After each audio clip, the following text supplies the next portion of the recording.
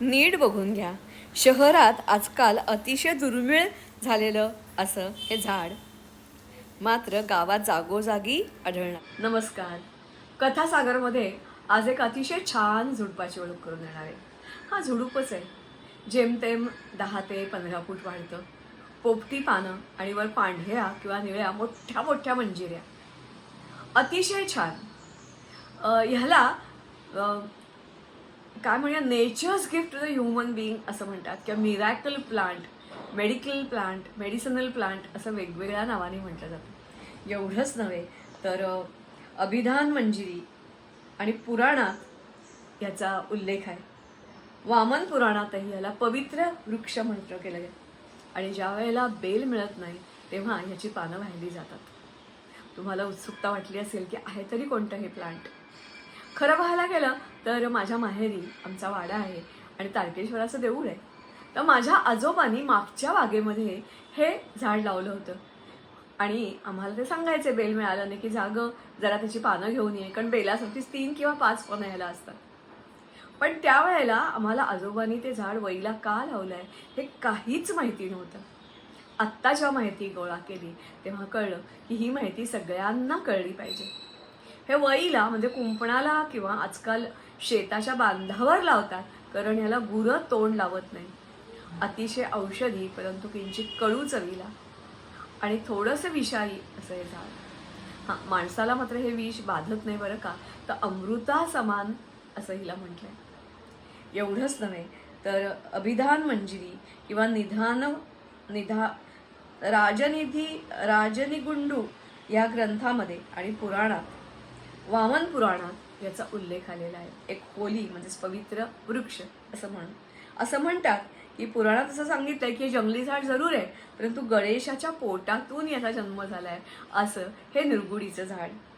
याला वेगवेगळी नावं आहेत. निरगुडी, संभाळू, शिवारी, नसिंदा, शेफाली, सिंधुरा, वार, इंद्राणी, नीलपुष्पा, सुबहा अशा वेगवेगळ्या नावांनी हे ओळखलं जातं. निर्गुंडी म्हणजे सगळ्याचा नाश करणारी, सगळ्या रोगांचा अशा प्रकारची ही वनस्पती. कोणती आहे ती बघूया आणि मग तिच्याबद्दल आपण जास्ती माहिती मिळू.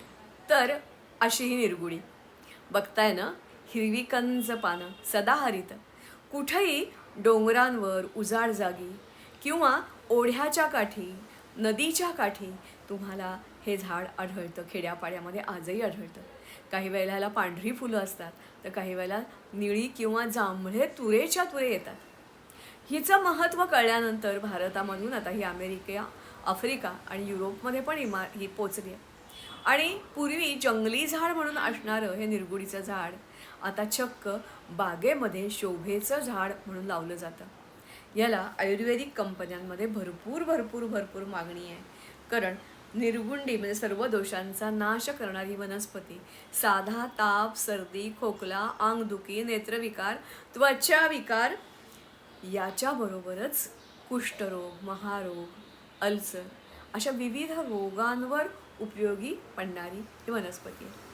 मुळामध्ये आधी ही शेलाटी, भरपूर फांद्या असलेली, कारण ही कोणत्याही जमिनीत फक्त मातीचा पाण्याचा निचरा असणारी जमीन असेल की हिला बास्ती वाढते. निगराणी अजिबात ठेवावी लागत नाही, हिच्यावर कीड पडत नाही. आणि आणखीन महत्त्वाचं म्हणजे एका थोड्याशा दिवसात 5-7 महिन्यामध्ये हिला फुलं धरायला लागतात. हिला फळं येतात हे खरंच मलाही माहिती नव्हतं, पण ह्या फुलात नाजूक नाजूक फुलं आहेत बघा. याला नंतर मग फळंही येतात आणि फळाच्या बिया जिथे जिथे पडतात तिथे तिथे ही झाड फुलतं. किंवा याच्या फांद्या कापल्या तरीही त्या फांद्या सहजपणे रुजतात. अशी ही अतिशय साधी, सोपी, भोळी मात्र तरीही माणसाला वरदान ठरणारी या ठरलेली अशा प्रकारची ही निरगुंडी.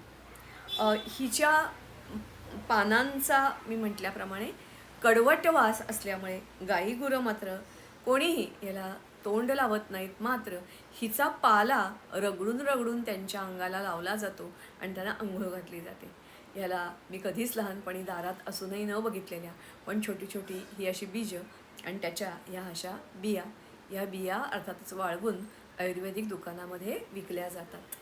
असं हे गुणकारी झाड आणखीन याच्याविषयी ही वनस्पती फक्त भारतातच नाही तर रोमन आपल्यासारखीच ती पण संस्कृती खूप प्राचीन होती. तिला शुद्ध वृक्ष असं म्हणत करण्याला 5 फुलं आहेत. एवढंच नव्हे तर कामवासना कमी करणारी ही वनस्पती आहे. म्हणून रोमन बायका जेव्हा त्यांचे नवरे लढाईवर जायचे तेव्हा त्यांच्या पलंगावर ह्या निर्गुडीची पानं पसरून ठेवायच्या असे उल्लेख आढळतात. मी तुम्हाला म्हटल्याप्रमाणे याचं पानं, फुलं, फळं, खोड, मुळं ही सगळीच गुणकारी आहेत. अगदी साधा ताप, कफ, डोकेदुखी, अंगदुखी, संधिवात, बुद्धिवर्धक म्हणजे बुद्धीचं वाढ करणारी, पाचक दोष दूर करणारी, केस आणि नेत्र यांना गुणकारी, तसंच सूज आली असेल, गळवं झाली असेल तर हे पाठदुखी, स्पॉन्डिलायटिस, स्लिप डिस्क, भूक वाढवणारी, डोळ्याच्या कुपऱ्या झाल्या असतील अशा विविध प्रकारे ही वापरली जाते. फक्त आयुर्वेदात नव्हे तर युनानी, ज्याला आपण म्हणतो ॲलोपॅथी, ह्या सगळ्या ह्याच्यात हिचा उल्लेख केलेला आढळतो. चवीनं ही कडू तिखट अशी म्हटली जाते आणि व्हिटॅमिन ई आणि सी यांनी ओतप्रोत भरलेली अशी वनस्पती आहे. डेंग्यूच्या तापावर अतिशय गुणकारी औषध हिच्यापासून मिळतं.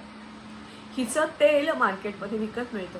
ज्यांना कोणाला अंगदुखी किंवा सांधे दुखत असतील त्यांनी हे जरूर आणून लावावं, अंगाला मॉलिश करावं, अंगदुखी कमी होईल. देवळांमध्ये बरेच वेळेला ही लावलेली आढळते आणि आजकाल बागांमध्ये. मला असं वाटतंय की हिला जागाही फारशी लागत नाही. तुम्ही तुमच्या इमारतीच्या एखाद्या छोट्याशा कोपऱ्यात तिला लावू शकता, एखाद्या मोठ्या कुंडीत तुमच्या घराच्या गॅलरीत लावू शकता.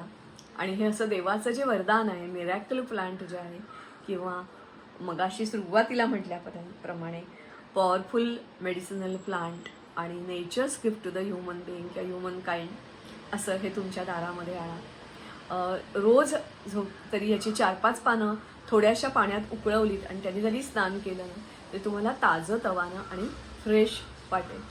एक वेगळाच कडवट गंध दिवसभर तुमच्या भोवती दरवळत राहील. आणि याची फुलं तुम्ही छाटात ओतुरा आणि पाण्यात ठेवा. 8-15 दिवस छान राहतो आणि तुमच्या घराची शोभा वाढवतो. फ्लॉवर पॉटमध्ये किमती मोठमोठी रोपं विकत आणण्यापेक्षा किंवा फुलं विकत आणण्यापेक्षा इथेही तुम्ही जर हा लावलात तर तुमच्या हॉलमध्ये डास आणि मच्छरसुद्धा फिरकणार नाहीत. तेव्हा असं हे बहुउपयोगी निर्गुडीचं झाड. मला वाटते तुम्हाला ही सगळ्यांना माहिती आवडली असेल. महाराष्ट्रामध्ये सह्याद्रीच्या घाटामध्ये हे भरपूर प्रमाणात मिळतं. तुम्हाला शहरामध्ये मात्र आजकाल बघणं मुश्किल झालेलं आहे. पण तुम्हाला कुठे बघायला मिळालंच तर जरूर एखादी फांदी आणा आणि ती लावा, जरूर रुजेल. अगदी साधं सोपं भोळं असं हे झाड निर्गुंडी. नमस्कार.